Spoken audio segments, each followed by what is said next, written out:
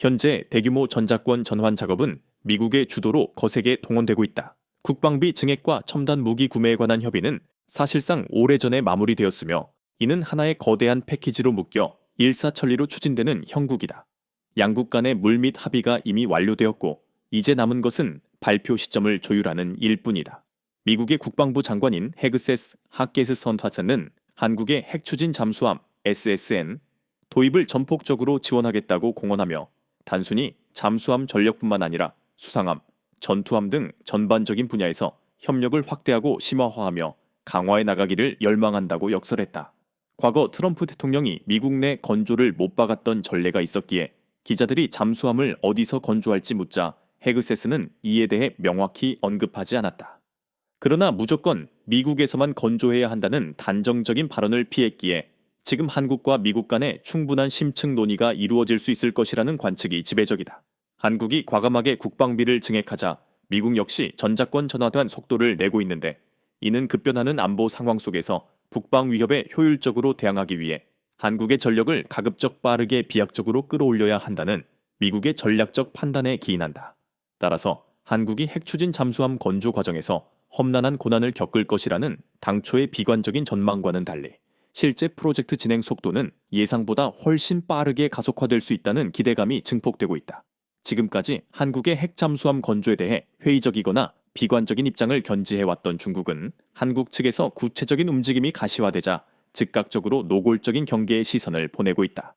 중국의 CCTV는 4일 미 국방장관 한국 핵잠 건조 전폭적 지원 약속 시동 버튼 눌러졌나? 라는 자극적인 제목으로 이 상황을 긴급 보도하기에 이르렀다. 4일자 보도에 따르면 한 전직 한국 정부 고위 관계자는 한미 정상회담 이후 미국이 한국의 핵잠수함 연료 확보를 승인한다면 한국이 독자적으로 건조할 핵잠수함은 2030년대 중후반에 실제로 진수될 것으로 예측된다고 밝혔다. 트럼프 대통령의 공약 이행을 위해 미국은 국무부 및 에너지부와 긴밀히 협력하여 핵잠수함 연료 공급에 대한 구체적인 협상을 진행할 예정이다. 한국은 이미 2000년대 초반부터 핵잠수함을 국가 전략 연구 영역에 포함시켰으며 이후 소형 모듈화 원자로 고농축 핵연료 확보에 3가지 경로를 확립하여 단순 방위 수요를 넘선들을 넘어 기술적 자립을 목표로 진화해왔다. 안규보 국방부 장관은 현재 핵잠수함의 핵심 동력권인 소형 모듈화 원자로 기술에서 한국이 이미 중대한 진전을 이루었다고 자신있게 밝혔다. 나아가 한국은 재래식 잠수함 분야에서도 상당한 기술 축적을 이뤄냈었는데 한국이 독자 개발한 장보고 하티라라우스급 상규 동력 잠수함은 4,000톤급 배수량을 자랑하며 현무 4 잠수함 발사 탄도미사일 SLBM을 발사할 수 있는 697 10개 수직 발사 장치를 탑재하여 수중에서 전략적 타격 능력을 가진 소수 국가 반열에 올라섰다. 보도에 따르면 한국의 거제옥포 조선소는 이미 잠수함 건조 시설을 완벽하게 갖추고 있어 핵연료만 공급받는다면 즉시 핵 잠수함 건조에 착수할 수 있는 수준이다. 이명재 대한민국 대통령은 국회 시정연설에서 인공지능 시대의 흐름에 발맞춰 재래식 무기체계를 첨단화된 무기체계로 전환하고 지능형 강군 건설을 가속화하여 국방력을 획기적으로 향상시키고 자주 국방을 실현하겠다고 천명한 바 있다. 중국 매체의 전문가들은 트럼프 대통령이 허용하더라도 한국이 실제로 핵 잠수함을 보유하기는 어려울 것이라 예측했지만 이러한 구체적이고 대담한 움직임에 중국 내에서는 당황하는 기색이 역력해지고 있다. 그런데 여기서 멈추지 않고 중국의 전문가들과 언론 매체들은 한국이 이보다 더욱 무시무시한 장기적인 계획을 은밀히 추진하고 있다고 분석하며 공포심을 표출하고 있다. 최근 한국은 3,600톤급의 국산 첫 번째 중형 잠수함인 장영실함 차설인을 위풍당당하게 진수했다. 장영실함은 외형적으로 약 89m로 도산 안창호함 KSS 트스레리 매치 Y 보다 규모가 커졌으며 현재는 리튬 전지를 탑재했음에도 불구하고 핵추진 잠수함으로의 개조가 용이하도록 설계되었다는 점이 주목할 만하다. 일각에서는 이미 핵추진 잠수함으로의 변경을 위한 모든 기술적 준비를 완료한 상태에서 건조되었다는 강한 추측이 제기되고 있는데 중국에서는 한국이 핵추진 잠수함뿐만 아니라 더 나아가 핵무기를 개발하려는 포석을 깔고 있다고까지 분석하고 있다. 지난해 10월 중국의 포털 사이트 바이두는 장영실함에 대해 보도하며 다음과 같이 매우 도발적인 제목을 달았다. 역사상 가장 강력한 잠수함이자 핵무기 발사 플랫폼이라는 야망을 품은 대한민국의 장영실 잠수함이 마침내 진수되었다. 이들은 오랜 세월 잠수함 분야에서 고군분투해온 한국이 이번에는 진정한 영웅적 역량을 보여주었다고 평가했다. 도산 안창호급이 6개의 수직 발사대로 전략적 타격 능력의 기초를 다졌다면 장영실함은 발사대를 10개로 늘려 미사일 탑재 용량을 60% 이상 증가시켰다는 것이다. 장영실함 타격 능력의 핵심은 바로 이 10개의 수직 발사대에 교묘하게 숨겨져 있으며 현무 4P라는 코드명의 잠수함 발사 탄도미사일은 사거리가 800km로 대폭 업그레이드되어 이제 북한 전역을 공격 범위 안에 두게 되었다. 흥미롭게도 얼마 전 한국은 항공모함 건조 계획을 공식적으로 포기하고 대신 잠수함 프로젝트에 자원을 집중했는데 이 잠수함 설계는 의심의 여지 없이 미래의 변화에 대비할 수 있는 충분한 잠재적 여지를 남겨두고 있다. 10개의 발사관은 마치 채워지기를 기다리는 10명의 왕자와 같으며 만약 국제 정세가 격변하고 정책적 완화가 이루어져 한국이 핵 보유 조치를 취하기로 결단한다면 장영실함과 그 후속 무기들은 손쉽게 활용 가능해지면서 가장 이상적인 핵 공격 플랫폼이 될 것이라고 단언했다.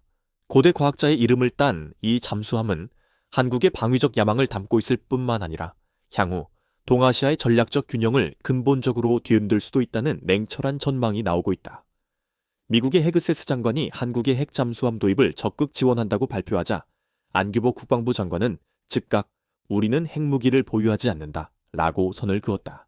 이 발언은 당장의 우려를 표하는 미국을 비롯한 주변국들을 안심시키고 오직 핵 추진 잠수함 도입만을 우선적으로 성공시키려는 전략적 포석으로 해석되고 있다. 비록 한국은 당장 핵무기감 없는 핵 잠수함만을 보유하겠다는 입장이지만 미국과 중국의 군사 전문가들은 상식을 뛰어넘는 놀라운 전망들을 내놓고 있다. 트럼프 대통령의 측근으로 분류되는 미국 싱크탱크 한미연구소의 플라이트 부서장은 트럼프 대통령이 만약 한국이 핵무기를 갖기를 원한다면 이를 적극 지지할 것이라는 입장을 밝혔다고 전했다. 이는 한국의 핵 보유에 대해 트럼프 행정부가 바이든 정부가 보여줬던 것과 같은 강력하고 완강한 반대 입장을 취하지 않을 것임을 시사한다. 플라이트 부서장은 일본의 핵무장은 트럼프 대통령의 허용에도 불구하고 일본 내 반대 여론 때문에 가능성이 극히 희박하지만 한국의 경우 트럼프 대통령이 지지한다면 핵무장을 가질 수 있는 잠재적 가능성이 매우 크다고 분석했다. 대북 전문가인 트로이 대학 국제관계학 교수 댄 핑크스턴 역시 한국의 핵 추진 잠수함 보유가 핵 확산 금지 조약 (ONPT) 준수 여부와는 별개로 한국이 핵무기를 획득하기 위한 결정적인 디딤돌이 될 수 있다고 경고했다. 그는 핵 추진 잠수함 기술을 확보하는 것은 곧 핵무기 개발로 이어질 수 있는 견고한 기반을 마련하는 것이며 기술적으로 그 경계는 우리가 생각하는 것보다 훨씬 더 가까워지고 있다고 강조했다. 이번에 중국의 신화닷컴에서는 이재명 대통령의 계획은 트럼프의 계획보다 더 기발하고 대담한 것일까요? 라는 흥미로운 제목으로 심층 분석을 내놓았다.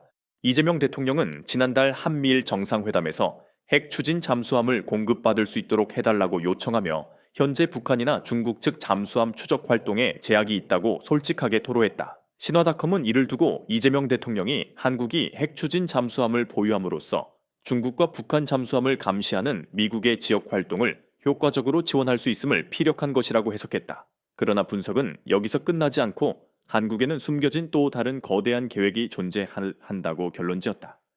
한국에게 미국과의 핵 잠수함 공동 건조의 진정한 의미는 단순히 군사적 과실을 위해 소수의 핵잠에 의존하는 것을 내파든 넘어 완전한 핵잠수함 건조 기술 일체를 습득하는 데 있다는 것이다. 핵잠수함 건조 기술은 그야말로 인류의 정수, 징슈이와 같은 핵심 기술이며 이 기술을 온전히 보유하게 된다면 한국은 서방 진영에 핵잠수함을 공급하는 주요 국가 중 하나로 도약할 수 있고 이는 국방력 강화와 경제적 이득 모두에 상당한 시너지를 가져올 것이 분명하다. 실제로 미국은 중국의 팽창에 대항하기 위해 핵잠수함 건조의 일부 역할을 한국에게 맡기려 하고 있는 움직임이 포착된다. 만약 한국의 진짜 의도가 미국의 안보 역할을 분담해 주는 것을 넘어 미국으로부터 최첨단 기술을 획득하고 글로벌 시장 점유율을 확보하는 것이라면 이 복잡한 교환 게임에서 한국은 트럼프보다 한 수 위의 우위를 점할 수도 있다는 분석이다. 놀라운 비화가 숨겨져 있는데 이번 트럼프 대통령의 핵 잠수함 허용이 사실상 최초가 아니라는 점이다. 트럼프는 이미 문재인 정권 당시에도 한국의 핵 추진 잠수함을 허용했으나 당시 한국이 자체적으로 개발하는 것 대신 미국산 핵 잠수함을 구매할 것을 요구했다. 그러나 한국은 자주 개발의 뚝심을 내세우며 미국 측 제안을 거부하고 독자 개발 노선을 고수했고, 그 결과 한국은 현재 핵 잠수함 기술 개발을 거의 완료하여 핵연료 사용만 허용받으면 되는 경지에 이르렀다. 한국군 관계자는 언론 인터뷰에서 잠수함 선체 기술은 모두 확보했으니 이제 규모만 키우면 되는 단계입니다. 원자로와 관련해서는 한국원자력연구원이 민간 원자로에 대한 광범위한 연구를 진행했고, 소형 모듈 원자로 시스템도 연구하고 있습니다. 시간이 걸릴지언정 불가능한 것은 아닙니다. 라고 자신감을 피력했다. 문재인 정권 시절 미국산 핵잠수함을 도입하면 비용이 과도하게 비쌀 뿐만 아니라 당시 쇠퇴하던 미국 조선업 상황상 인도 시점을 예측할 수 없었고, 심지어 최종적으로는 도입 자체가 무산되었을 수도 있다는 판단이 있었다. 또한 미국산 핵잠수함을 그대로 구입하면 여러 가지 운용상의 제약과 한계가 수반될 수밖에 없었다. 이에 우리 기술로 만들겠다는 한국의 확고한 의지, 그 뚝심이 트럼프 일기에 이어 2기에서 마침내 찬란하게 빛을 발하는 순간이 찾아온 것이다. 우리는 마침내 우리 고유의 기술로 핵잠수함을 건조할 수 있는 역사적인 기회를 맞이하게 된 것이다. 중국의 신화닷컴이 분석한 트럼프가 한국의 핵잠수함을 승인한 진짜 배경은 한국이 20년 이상의 비밀 연구 개발을 통해 기술적으로 완성을 눈앞에 두고 있었기 때문이라는 것이다. 이처럼 동아시아의 전략 지형을 뒤흔들 한국의 핵잠수함 프로젝트는 단순히 무기 도입을 넘어선 기술 자립과 자주국방이라는 거대한 야망의 서사입니다. 과연 한국의 장영 실험이 미래 국제 정세 변화에 10개의 왕자들을 어떻게 채워나갈지 그 역동적인 행보를 기대해봅니다. 이 심도 깊은 분석이 여러분의 통찰력을 넓히는 데 도움이 되셨기를 바랍니다. 다음 편에서 이 핵잠수함 논의가 동북아시아 패권 경쟁에 미칠 영향에 대해 더욱 자세히 다뤄볼 예정이니 구독과 좋아요, 알림 설정을 통해 저희 채널의 후속 영상을 놓치지 마세요.